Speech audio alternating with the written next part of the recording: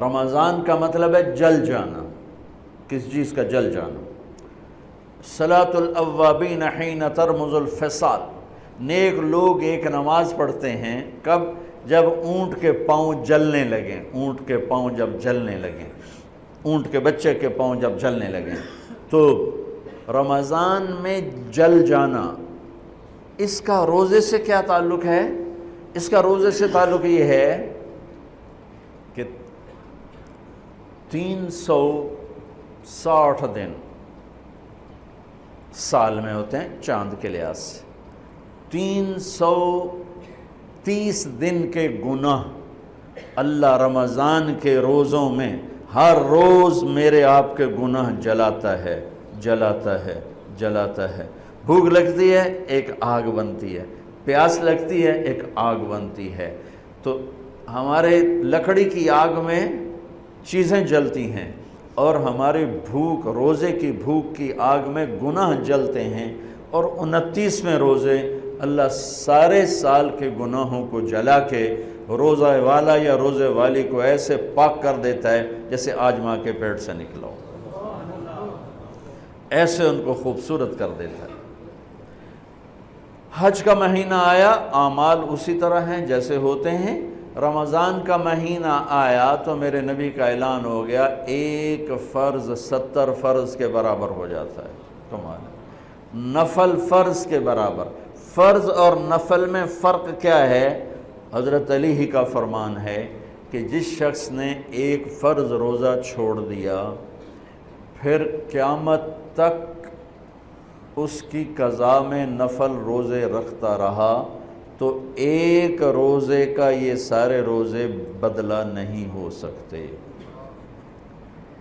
ایک نماز چھوڑ دی اور پھر اس کی قضا میں قیامت تک نفل پڑھتا رہا، تو فرض نماز کی ایک رکعت کے ایک سجدے کے برابر بھی نہیں ہے۔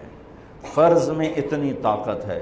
تو اللہ کی رحمت کیسے متوجہ ہوتی ہے کہ رمضان کے مہینے میں اللہ فرماتے ہیں میرے محبوب کی امت ہے، ایک فرض کو 70 کے برابر کر دو، اور پھر فرماتے ہیں نفل کو فرضوں کے برابر کر دو، اور پھر فرماتے ہیں جو رات کو تراویح پڑھے گا، دن میں روزہ رکھے گا، آخری رات اسے ایسے دھو کے پاک کر دوں گا کہ اس کے ذمے گناہ کا ایک ذرہ بھی باقی نہیں بچے گا، سب گناہ اللہ تعالیٰ اس کے معاف فرما دے گا۔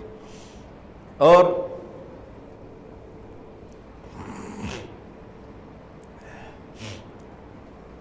میرے نبی نے فرمایا من صام رمضان ایمانا و احتسابا، دوسری بھی من قام رمضان ایمانا و احتسابا، جس نے روزہ رکھا اللہ کی رضا کے لیے، جس نے تراویح پڑھی اللہ کی رضا کے لیے، اس کے پچھلی زندگی کے سارے گناہ اللہ معاف فرما دیتا ہے۔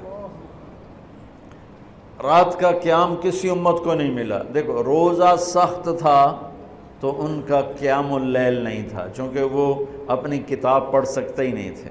رمضان میں اللہ نے آسمانی کتابیں اتاری، یکم رمضان کو ابراہیم علیہ السلام پر، 2 رمضان کو تورات موسیٰ علیہ السلام پر، 8 یا 6 رمضان کو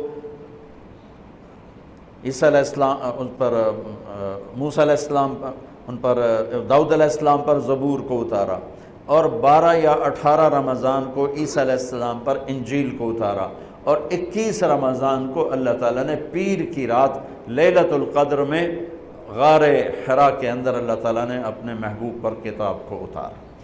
وہ کتابیں فل آ گئیں، لکھی لکھائیں۔ قرآن فل نہیں آیا، قرآن صرف ایک سورت کے 19 الفاظ آئے بس، اور پھر 23 برس میں قرآن اترا۔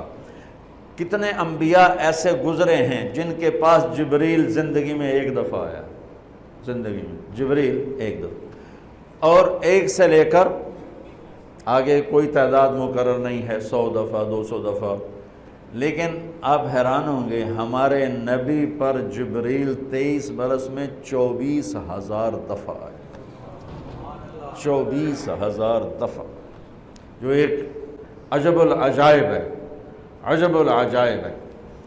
تو میرے بھائیوں، رات کی تراویح، دن کا روزہ، تراویح میں کیا ملنے والا ہے؟ میرے نبی کا فرمان ہے ہر سجدے پہ 1500 نیکی، ہر سجدے پہ 1500 نیکی۔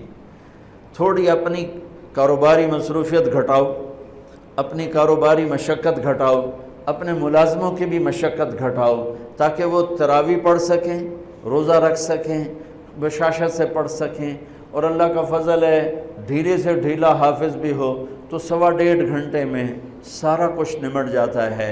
اتنی سی ہمت کرو میرے بھائیوں کہ افطاری میں تھوڑا کھاؤ۔ اگر تم پہلوانوں کی طرح شروع ہو گیا نا، پھر تو تم سے عشاء بھی نہیں پڑھی جائے گی، تراویح تم نے کیا پڑھنی۔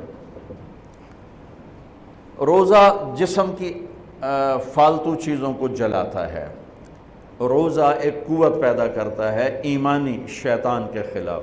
وہ کیسے پیدا کرتا ہے شیطان کے خلاف؟ اللہ تعالیٰ حلال کو بھی حرام کر دیتا ہے۔ جب بیوی کو بھی شہوت سے دیکھنا حرام ہو گیا اور یہ اس پہ قابو پا گیا تو اوروں کی عزت کو یہ حرام نظر سے کیوں دیکھے گا؟ جب یہ حلال کھانا چھوڑ گیا تو یہ جھوٹ کیوں بولے گا، یہ گالی کیوں دے گا، یہ غیبت کیوں کرے گا؟ جب یہ کان میں دوائی ڈالنا چھوڑ گیا کہ روزہ ٹوٹ جاتا ہے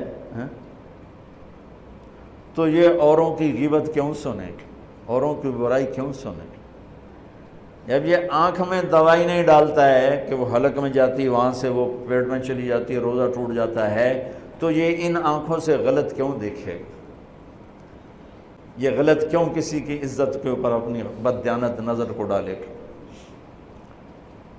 تو جب یہ اندھیرے میں بند کمرے میں ٹھنڈا پانی پڑا ہوا ہے اور ہاتھ نہیں لگاتا ہے اور اللہ کا دھیان اسے یاد ہوتا ہے کہ اللہ دیکھ رہا ہے، نہاتے ہوئے ہونٹ بند کر لیتا ہے کہ کوئی پانی کا قطرہ منہ میں نہ چلا جائے اور میرا روزہ نہ ٹوٹ جائے، خراب نہ ہو جائے، تو یہ جب اللہ کا اتنا دھیان اس کو نصیب ہو جاتا ہے کہ اللہ دیکھ رہا ہے، ورنہ کیا کسی کو کیا خبر کہ میں 2 گلاس پانی پیتا ہے یا میں پیاس سے بول رہا ہوں۔